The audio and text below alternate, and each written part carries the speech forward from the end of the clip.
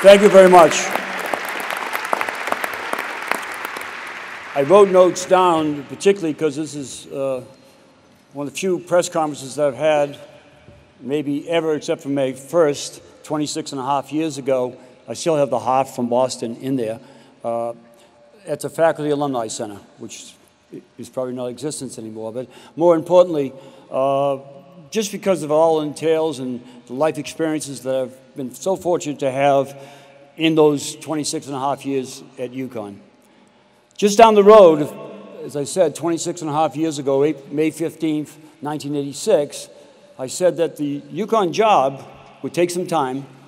Well, maybe not 26 and a half years, but it's going to take some time. But it's a doable situation. What's not really doable is thanking all those people along the way. And if I don't say your name, I will get that opportunity somewhere, hopefully, to do that. If I don't say how much that you mean to me, to the Calhoun family, and the picture will look different today than that first one with the four of us and the husky dog, which some of you remember.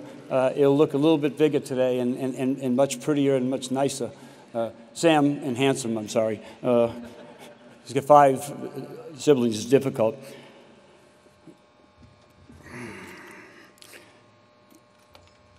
This all started on a trip down from Boston. Jackie McMullen, who some of you know, drove the car. It was a car then. And we were in the car, she drove and wanted to get an inside look. She's working for the Boston Globe before she went to Sports Illustrated. And Jackie was a good friend. Jimmy drove the car behind so we could get home that night. And I said, you know, this is Husky West as opposed to Husky East, which was Northeastern University. But what happened when we got here, this family of 4 was taken in by the University of Connecticut, by its state, by its fans, by its people, and you showed trust in us. The 4 of us came here with great promise, great ideals. When I first saw the field house, some of those ideals went away, but nevertheless, I think it was the first, Tom Ritter, I think it was the first rainy day when it leaked and we put the, Scotty probably remembers some of that too, but that happened. But you did embrace us. And most importantly, you trusted us. For some of you, you needed translators to get the Bostonian out occasionally. I always remember one fellow said simply, how are you going to understand him? Have you ever seen him coach? They don't have to understand the words. They'll understand them very quickly. And they did. We had to engage our alumni, our fans, our students, our administration, our legislator. We had to show everyone that as a member of the Big East, we had a rightful place at the table. As a matter of fact, we had a loud voice. And our first thrust was letting everybody know within our neighborhood at that time that we were going to have a voice. We were going to have something to say about the future of basketball, particularly in the Big East Conference. The first step in being special is to believe you're special. You can't do something special without believing it can happen. Foolishly enough, being stubborn and Irish, which kind of go together, I believed it. I believed every bit of it. As one night, 26 years ago, Tom Ritter believed it, and so many other people like Larry McHugh, who I talked to, and I've been just blessed with so many people who believed in that dream. And we had to engage, this can only be accomplished, this special feeling, with a collective effort by everyone. And that's one of the great stories of UConn. It took no one single person, it just took some direction. This task was much too multifaceted, much too complex for any one person to achieve. It took players from all over the country who truly believed that we were doing something very special here.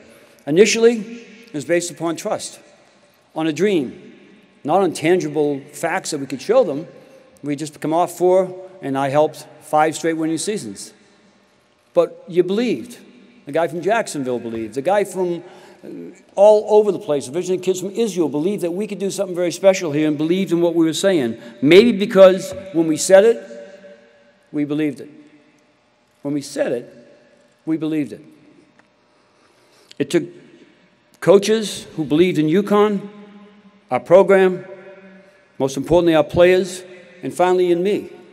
We were just starting, but we needed to have all those people aboard because they make a difference. It took a university to support our dreams to make it all possible.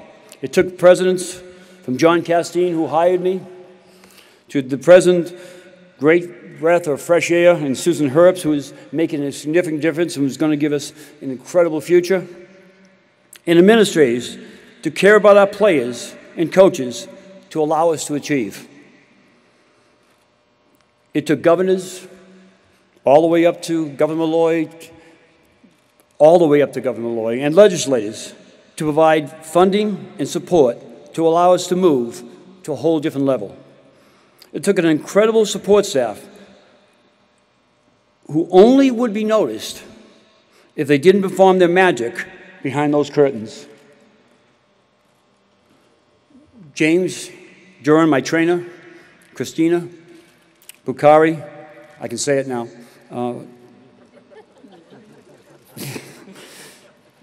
and Felicia Crump, my academic advisor, my administrative assistant, and my trainer, 3 people as examples who perform their magic every single day behind those curtains. And there's been so many others.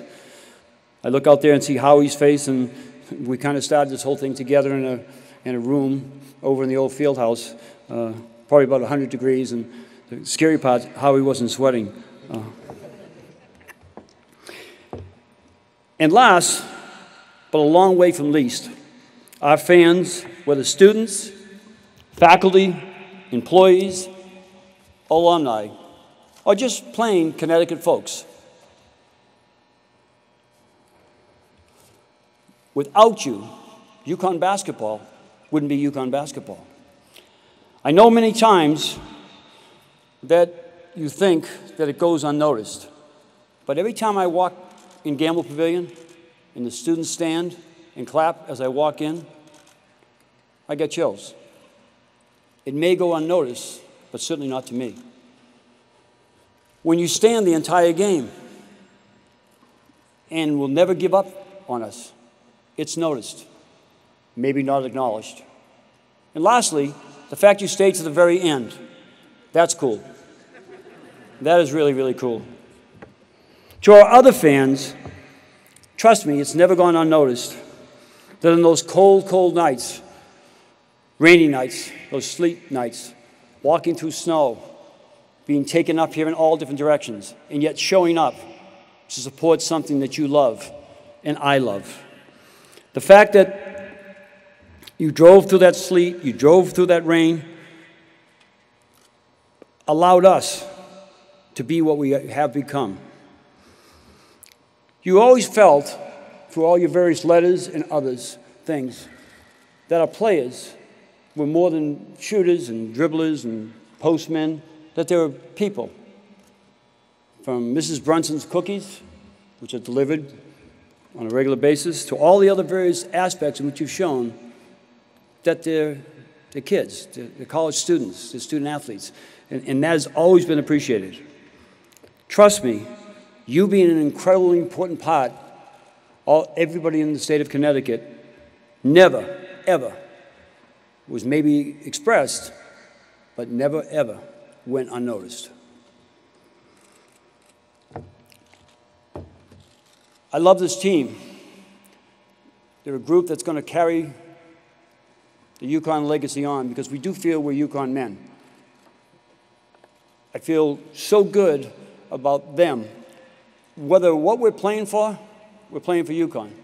We're playing for the state of Connecticut. And we're playing for our basketball team. I've been asked that question enough times. The purest part of the game, we're playing for that. And they will. And just as I said to them a few minutes ago, you can separate this, you can't separate a fist. And they will be a fist and a great example of what we want. Our coaching staff, having Kevin come back, Kevin Freeman, who's going to be sensational. Having George, I think George was here before me, but having his trust and his ability and his analytical thinking and just having George there is incredibly special. Glenn Miller, who I coached, terrific coach, terrific person. Carl Hobbs, great having him back, 1994 captain. You'll notice that we have 4 UConn guys on our staff. We think that's important. We think our legacy is important. We think our family, which all of you are a member of, in many different ways, none of that goes unnoticed. We know that you care, and we feel that you care. You know, I'd be remiss if I didn't at least publicly introduce my family, because I usually kind of goof that up, so I'm going to just do that just for the moment. But my oldest son, Jim, just stand up and down, please. My wife, Pat. That's the best recruit I ever got. Best recruit. My son, Jeff. My daughter-in-law, Amy, former administrative assistant. My daughter-in-law, Jen, former UConn manager. And then our grandchildren, Sam Calhoun, Avery Mary Calhoun, Katie Calhoun, Peyton Calhoun, Reese Calhoun. It's amazing they all have the last name. It's kind of funny. Emily Calhoun, our teenager. But I feel so blessed today that I have had the opportunity to coach at UConn. It's never been about me. I've just been the focal point. Now, I know I'm sometimes a rather loud and visible focal point, but, you know, the old expression, you got to be going in one direction. And I felt the direction was that we could do anything. And I feel that today as we go forward under the leadership of Susan and Ward and Larry as our board of trustees. We're in great shape, as I said before. I know that later that he'll be getting up, and I won't have the opportunity to talk about him, but I'd be remiss if I didn't talk about Kevin, who's taking over as the head coach. Kevin Ollie, simply put, epitomizes what we want a UConn athlete, UConn student, to be all about. Now, when you say that about somebody, that's heavy stuff. I've had 200 and something players, but any foxhole you need to jump in, there's your guy. Any person that won't quit, there's your guy. He just got a PhD in 13 years in the NBA with, God rest his soul, Chuck Daly, Larry Brown. Kevin is a great basketball man. He's even a better person, and he epitomizes, I think, everything we all want at our university. And so I'm incredibly proud of Kevin, our staff, and I'd be remiss. This team that's going to bring you great delight this year because of their effort and what they do. And lastly, I'm one of the luckiest people alive because I've had a chance to touch our players' lives. I just was in with Donnie for a few minutes, and it was hard for both of us. We go back to that night I took the cab to your house. Everybody else showed up in limousines. I took a cab. Kind of a Bostonian way to do things, I guess. I coached our teams and allowed our teams to be a vehicle to shine a light on this very, very special university. For all those who have tried to understand me, I don't know how you could do that. I have a difficult time with that concept myself. But more importantly, for all those people who've reached out to help us and made the Calhoun's drive to Connecticut 26 and a half years ago awfully special, thank you very, very much.